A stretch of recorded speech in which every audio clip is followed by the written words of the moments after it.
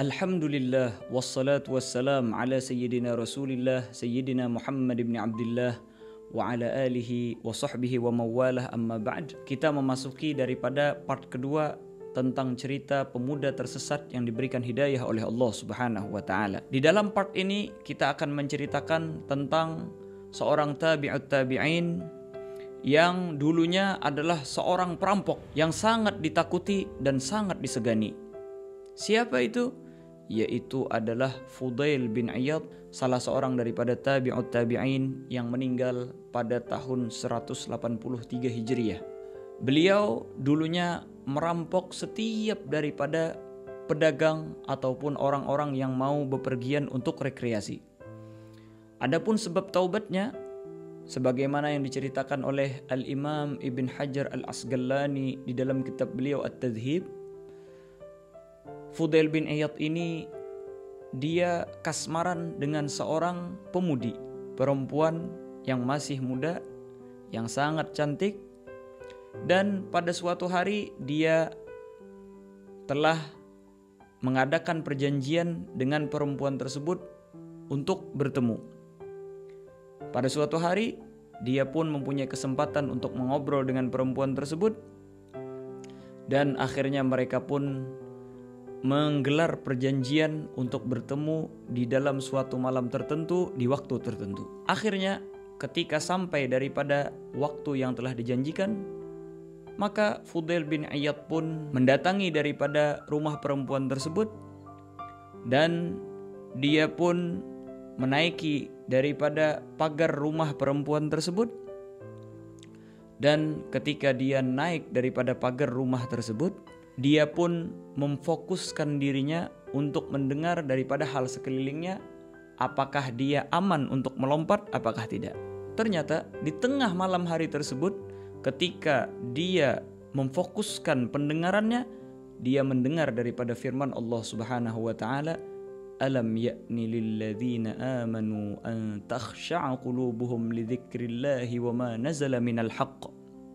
Ketika mendengar daripada ayat tersebut, tersentuhlah daripada hatinya Fudail bin Iyad, dan menyalalah daripada api iman yang sangat kecil tersebut di dalam hatinya, dan membaralah kerinduannya kepada Sang Pencipta Allah Subhanahu wa taala. Dan ayat tersebut adalah penyebab daripada terjalinnya kembali hubungan antara Fudail bin Iyad dan penciptanya Allah Subhanahu wa taala jalla jalaluhu wa ta'ala azamatuh.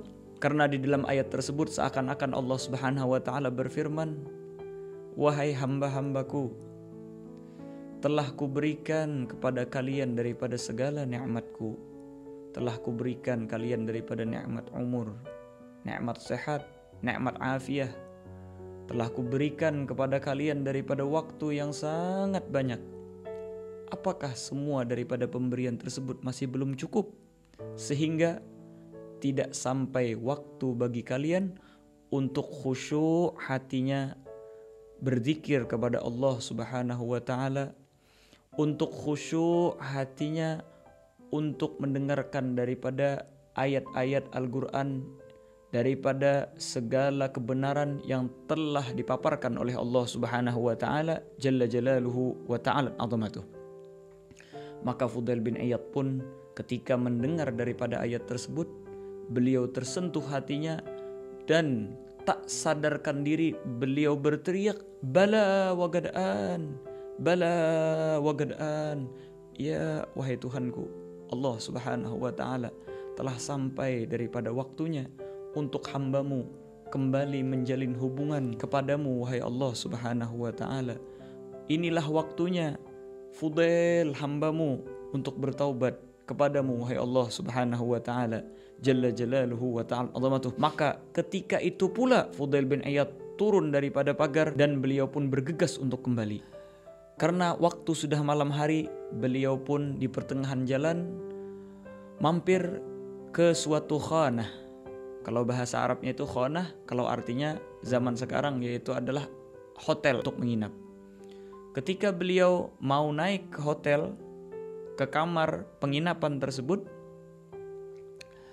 beliau mendengar daripada diskusi antara dua pedagang.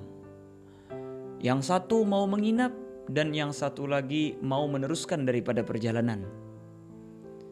Kata yang mau meneruskan daripada perjalanan, ayo kita berangkat saja. Dan satunya lagi mengatakan, saya tidak berani untuk berangkat pada malam hari ini karena perjalanan yang kita tempuh di tengah-tengahnya itu sudah terkenal dan diketahui halayak banyak bahwasanya di sana ada perampok yang sangat ditakuti dan sangat disegani, yaitu adalah Fudail bin Iyad. Dia akan merampok kita dan merampas seluruh daripada barang-barang berharga kita dan barang dagangan kita. Dan Fudail bin Iyad pun ketika lewat mendengar daripada diskusi antara dua orang pedagang tersebut, dia pun berhenti dan mengatakan, silahkan kalian lewatlah pada malam hari ini ataupun malam-malam lainnya, karena tidak ada lagi perampokan di tempat tersebut. Maka kata orang tersebut, bagaimana engkau bisa menjamin tentang keselamatan kami? Maka Fudail bin Iyad pun menjawab, tenang, lewatlah kalian. Karena yang biasanya merampok di sana Fudail bin Iyad, yaitu adalah orang yang sedang berdiri di hadapan kalian sekarang. Sayalah Fudail bin Iyad yang biasanya merampok para pedagang, orang-orang yang rekreasi dan lain sebagainya yang lewat di sana. Dan ketahuilah, Fudail bin Iyad sudah taubat kepada Allah Subhanahu wa taala. Dia telah menyesali daripada perbuatan-perbuatannya tersebut. Maka akhirnya para pedagang itu pun mereka melanjutkan daripada perjalanan mereka untuk menuju daerah pasar yang sudah mereka targetkan. Maka pada malam hari itu pun Fudail bin Iyad merenung, sampai di titik inikah kebejatan daripada diriku sehingga aku meresahkan daripada banyak orang? Maka Fudail bin Iyad pun memasang tekad yang kuat di dalam hatinya bahwasanya dia tidaklah kembali ke rumah kecuali beliau melaksanakan daripada haji ke Baitillahil Haram.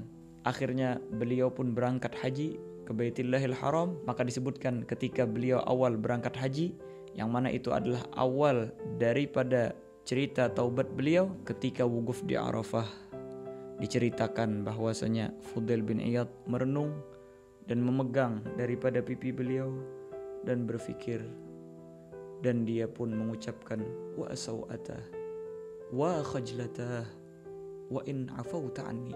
Betapa memalukannya diriku ini, walaupun engkau memaafkan daripada apa yang telah aku lakukan di masa yang telah lalu.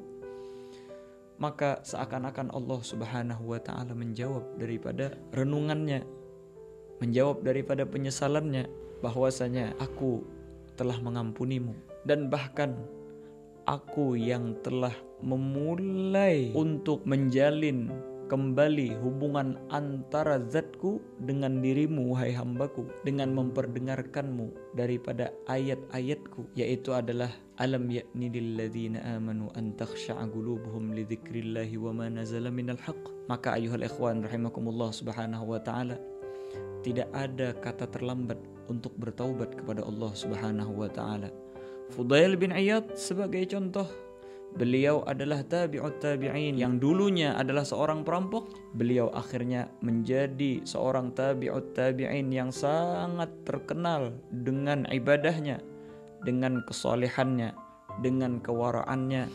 Maka sebesar apapun daripada dosa kita, rahmat Allah Subhanahu wa ta'ala jauh lebih luas daripada itu semua. Dan semoga dengan berkat kita mendengar daripada firman Allah Subhanahu wa ta'ala, alam ya'ni lilladzina amanu an takhsha'a qulubuhum li dzikrillahi wa ma nazala minal haqq, itu juga penyebab daripada hubungan kita kembali dengan Allah Subhanahu wa ta'ala.